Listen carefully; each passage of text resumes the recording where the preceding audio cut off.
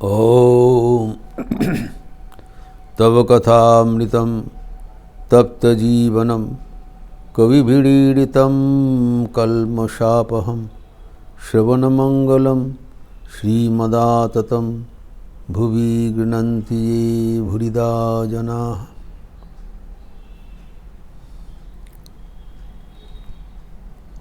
ठाकुर श्री रामकृष्ण भक्त का अवस्था वर्णन करने के उपरांत ज्ञानी की अवस्था बता रहे हैं। बड़ा रोचक प्रसंग है। वहाँ पर महिमाचरण ज्ञान चर्चा करते थे। वो भी एक प्रकार है। उनको मतवाद भी समर्थन करते हुए कहते हैं ज्ञानी अवतार को नहीं चाहते। जो साकार उपासक है वो भगवान को चाहते हैं, भगवान का अवतार को पसंद करते हैं, लेकिन जो निराकार उपासक है वो नहीं चाहते। रामचंद्र जी का उदाहरण दिया। वनवास काल में ऋषिगण उनको दर्शन किया और कह रहे हैं हम सुना है कि भगवान दशरथ का पुत्र रूप से अवतीर्ण हुए हैं। अब तक देखा नहीं था, अभी आज देख लिया। वो कह रहे हैं हमारी जीवन सार्थक और सफल हो गया। ये नहीं उनको अमर्यादा किया। उनको पता है ये स्वयं भगवान है। एवं भरद्वाज आदि ऋषिगण आपको भगवान का अवतार कहा, लेकिन हम उनको मानने के लिए तैयार नहीं है। हमें पसंद है अखंड सच्चिदानंद रूप, हम लोग उसको भजन करते हैं। और रामचंद्र प्रसन्न होकर मुस्कुराया, क्योंकि वही तो अखंड सच्चिदानंद है जिसको जैसे पसंद।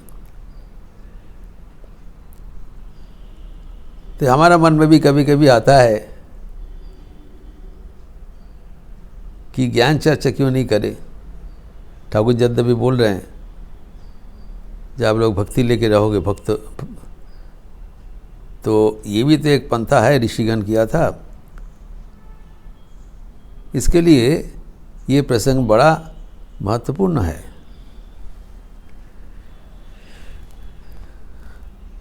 जो ज्ञान चर्चा करने से भी ईश्वर अनुभूति होता है, लेकिन इन दोनों में से भक्ति का ही श्रेष्ठ मार्ग कहा गया है। भगवद गीता में भी कहा गया है। और ये कहा गया है ज्ञान मार्ग बहुत कठिन है। कितना कठिन है हमें तो पता नहीं, हम लोग किया नहीं।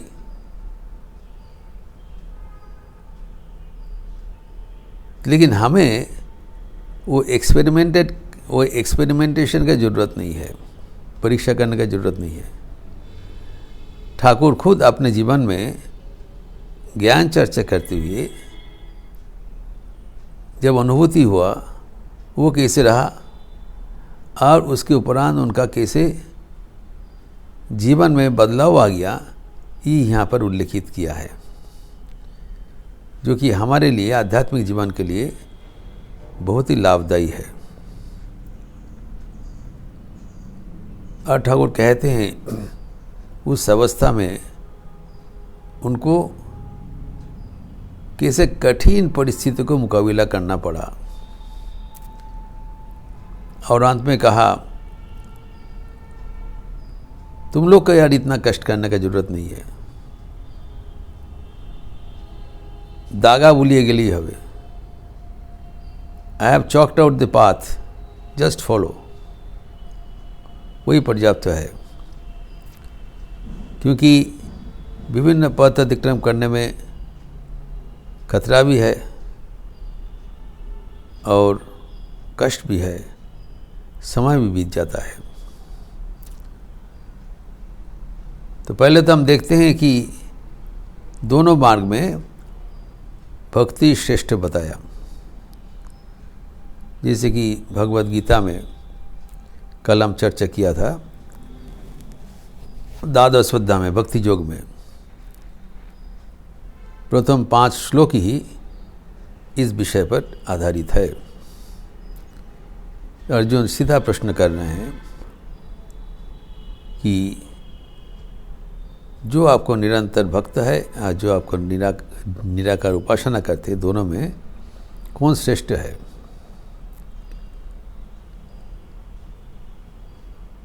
तो भगवान कहते हैं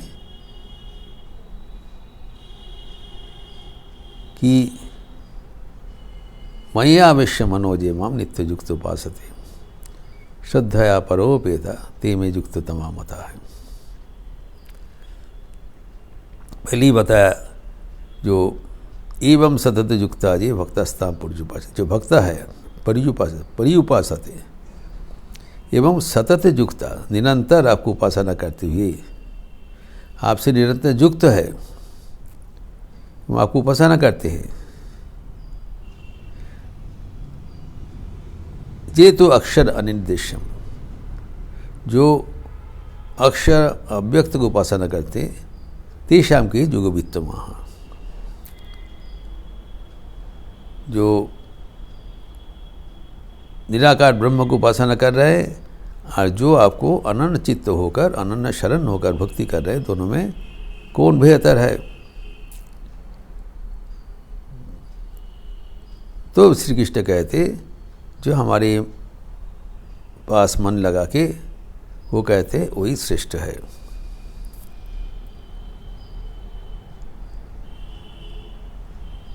लेकिन वो कहते हैं श्रेष्ठ होने पर भी उनको भी मुझे प्राप्त होगा।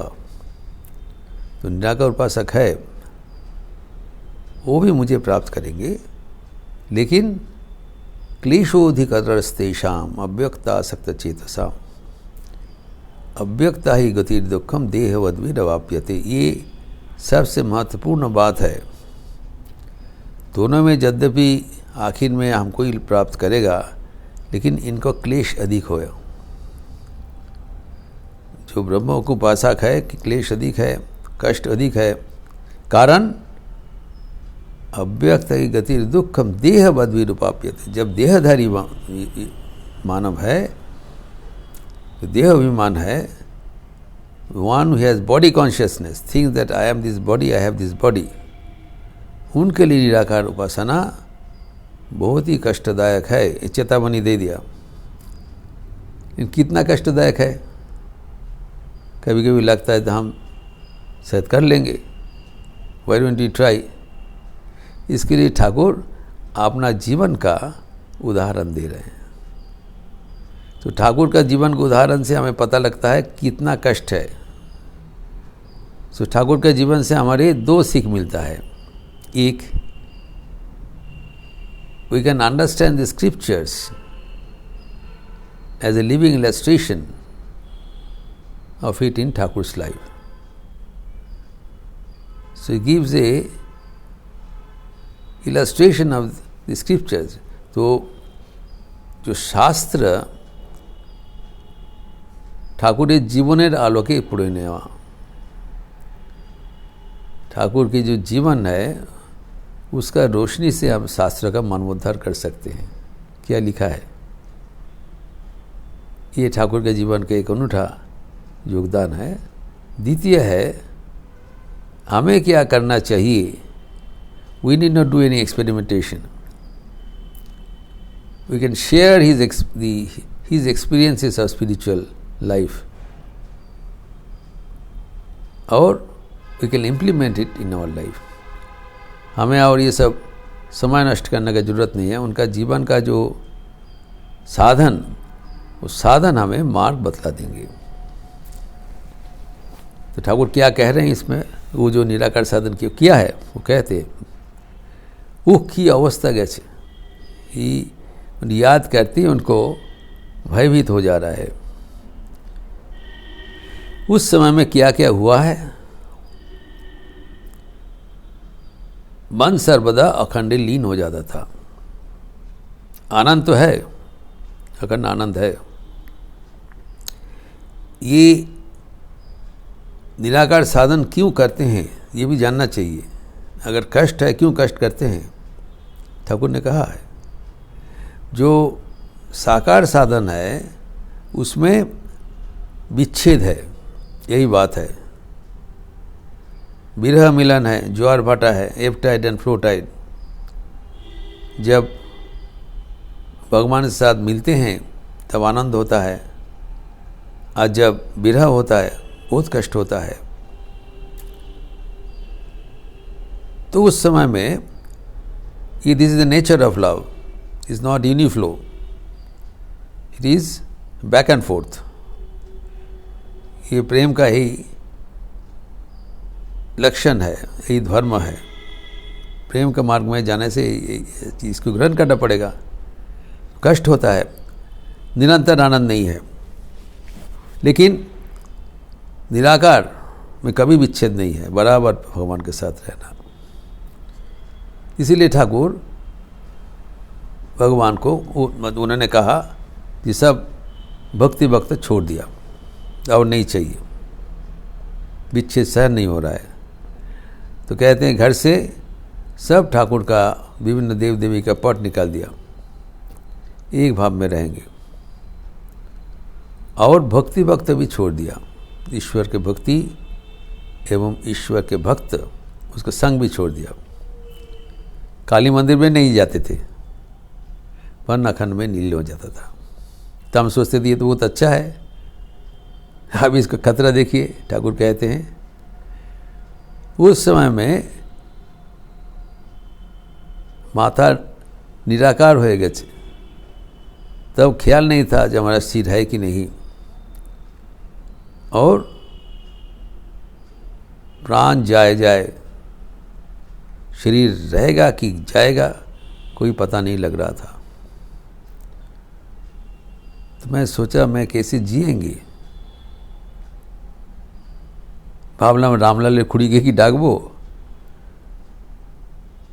रामलाल उनका भतीजा, उनका खुड़ी, चाची मतलब श्री माँ शारदा देवी।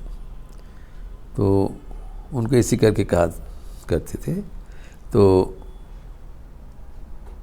क्योंकि श्री माँ शारदा देवी बिना उनका देह रक्षा नहीं होगा। He has lost all control and balance of his life. देखिए ये बात है, आनंद पाने के लिए अगर सब कुछ खो बैठे। ठाकुर का इतना दृढ़ शरीर, इतने उच्च अधिकारी होते हुए भी क्या अवस्था, ठाकुर ने खुद बताया। क्यों इसको डिस्करेज किया शास्त्र में, क्यों श्री कृष्ण ने इसको डिस्करेज किया, इसका पुष्टिकरण ठाकुर के जीवन में हम देखते हैं। हमारे लिए बड़ा फायदामंद है। तो कहते उस समय में ये अवस्था हो गया। तब हम सोचा कि कैसे क्या करेंगे। तब जब समाधि हो जाता था तब तो आनंद, जब समाधि प्रगृहित तो होगा, जब मन नीचे उतारेगा तब प्राण आटू बाटू करे, तो शरीर लगता है छोड़ देंगे, कोई हमारा हाथ में कुछ नहीं है। तब हम सबको पूछने लगा ये मेरा क्या हो गया, हम कैसे जिएंगे, तो जीना ही असंभव हो गया। तब कहते भोलानाथ मुझे बताया। भोलानाथ अर्थात दक्षिणेश्वर के मुंशी था, बाद में जो खजांची हुआ था, मोहरी था, तो वो मुंशी फिर बाद में कैशियर हो गया था। भोलानाथ मुखोपाध्याय दक्षिणेश्वर में रहा करते थे और आध्यात्मिक व्यक्ति था। तो जब भोलानाथ को उन्होंने पूछा ये क्या है देखो, तो भोलानाथ बोला जी भारते आछे, अर्थात महाभारत में इसका उल्लेख है कि समाधिवान व्यक्ति जब स्वाभाविक भूमि में उसका अवतरण होता है तब वो भक्ति और भक्त लेकर रहते हैं। यही मार्ग है, यही विधान है। भक्ति भक्त छाड़ने से नहीं होगा। अगर भक्ति भक्त लेके नहीं रहोगे, मौन दाड़ा बे को थाय, where the mind will stay. भक्ति भक्त चाहिए। समाधि अवस्था तो हुआ जब भक्ति भक्त छोड़ के चले गए, मन अखंड में लीन हो गया, लेकिन जब स्वाभाविक भूमि में वो उसको उत्तरण होगा तब भक्ति भक्त तो अनिवार्य है, उसको चाहिए। तो ये विधान दिया। तो ये विधान देने के बाद मैं फिर भक्ति भक्तों को अवलंबन किया। भक्ति मतलब ईश्वर में भक्ति, पहले सब छोड़ दिया, और भगवान के भक्त का संग। भक्तों का संग बराबर एक ऊंचा दरवाजा दिया गया है। भक्तों का संग, सत्संग, साधु संग। साधु संग का जो दिया है कारण कि जब मन उच्च अवस्था में रहता है, नीचे उतरते समय साधु संग चाहिए, ईश्वर का भक्ति चाहिए, नहीं तो ये कष्टकर जीवन जो देहधारी है उसके लिए जीना असंभव हो जाता है। एवं कितने कष्ट ठाकुर को झेलना पड़ा, कितने दिन कह रहे हैं, बहुत कष्ट हुआ। तो हमारे लिए एक सौभाग्य की बात है कि ठाकुर के जीवन का जो उदाहरण वो हम अपना जीवन में अपना सकते हैं। हमें यार वो सब कष्टकर पंथा अवलंबन करने का कोई ज़रूरत नहीं है। तो ठाकुर जी से बताया कि भक्ति भक्त लेकर रहने से ही हमारे आखिर में जो आनंद का कोई कमियां नहीं रहेगा। That is the path, that is the way. Though he has mention that the path of knowledge, formless aspect of God is also a valid way, is not denied। उससे भी होगा, लेकिन वो हमारे लिए नहीं है। इसीलिए ठाकुर बारंबार बोल रहे हैं भक्ति ही सार, अल्टीमेटली भक्ति इज द फाइनल गोल। एवं भगवान का अवतार को अवलंबन करके हमें आगे बढ़ना चाहिए। फिर ये समाधि अवस्था का बारे में महिमाचरण पूछ रहे हैं, उसका भी विस्तार ठाकुर कर रहे हैं, जिसका चर्चा हम अगले दिन करेंगे। ओम शांति शांति शांति। हरि ओम तत्सत। श्री राम कृष्णार्पणमस्तु। आज मंगलवार का अवसर है। हनुमान चालीसा संध्या आरती के बाद गीत होगी, लिपि भी दिया जाएगा। आप लोग सब स्वागत है। अच्छा रहिए, स्वस्थ रहिए, आनंद में रहिए। नमस्कार।